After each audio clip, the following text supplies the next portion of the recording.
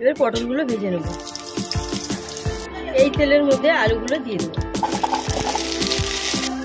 এগুলো হালকা করে ভাজা হয়ে গেছে, এবার তুলে নেব। মশলাটা কষানো হয়ে গেছে, মশলাটা দিয়ে এর মধ্যে দেবো শাহি গরম মশলা,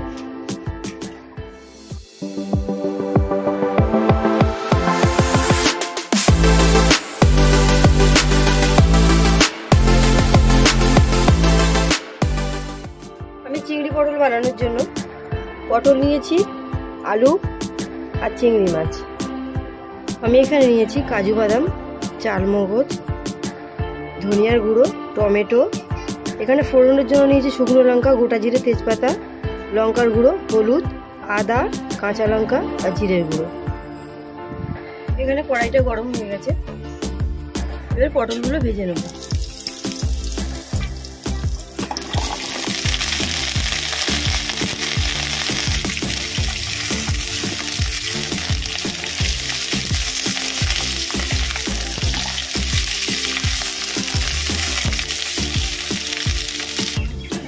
এগুলো 40% ভাজা হয়ে গেছে, এবার তুলে নেব।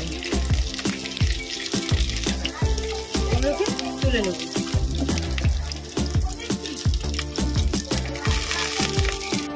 এই তেলের মধ্যে আলুগুলো দিয়ে দেবো। এর মধ্যে অল্প লবণ দিয়ে দেবো, হলুদ দিয়ে দেবো, দিয়ে এটাও ভেজে নেবো 40%।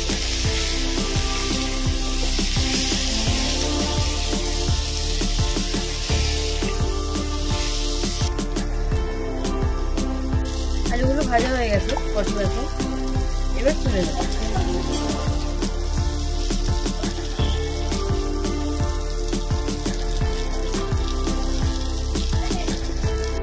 আমি এই তেলের মধ্যে চিংড়ি মাছগুলো দিয়ে ভেজে নেব।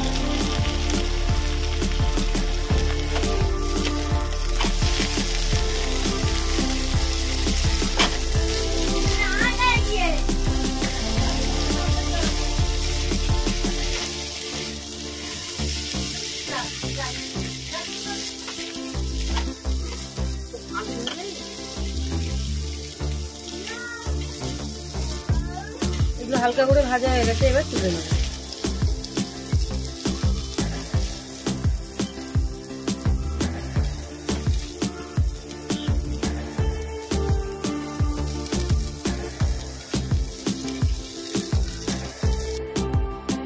আমি ওই তেলের মধ্যে দিয়ে দেবো গোটা গরম মশলা, শুকনো লঙ্কা, তেজপাতা। কয়েক সেকেন্ড একটু ভেজে নেব। এর মধ্যে দেবো গোটা জিরে,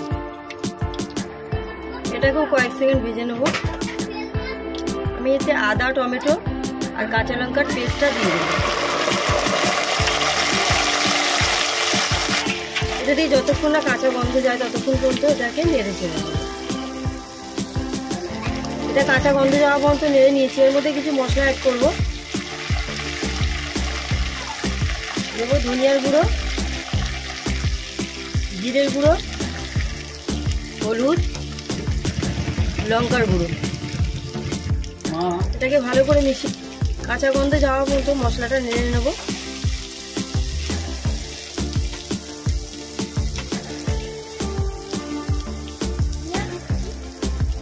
এর মধ্যে দেব কাজু বাদাম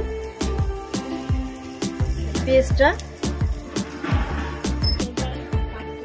এটা ভালো করে মিশিয়ে নেব।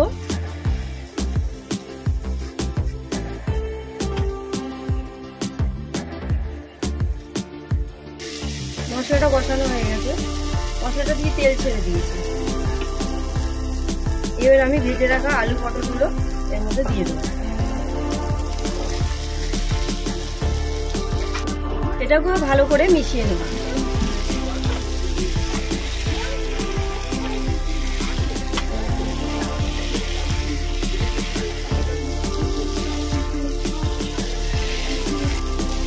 এটা ভালো করে মিশিয়ে নিয়েছি।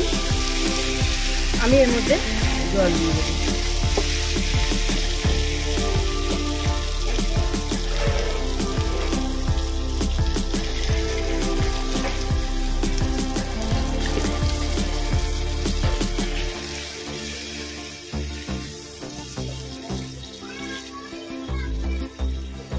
এবার এটাকে 5 মিনিটের জন্য ঢেকে দেবো। এর মধ্যে চিংড়ি মাছ দিয়ে দেবো।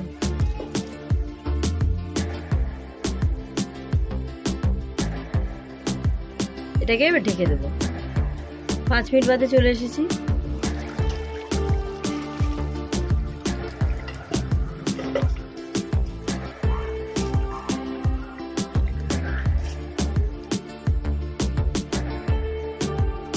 এর মধ্যে দেবো শাহি গরম মশলা।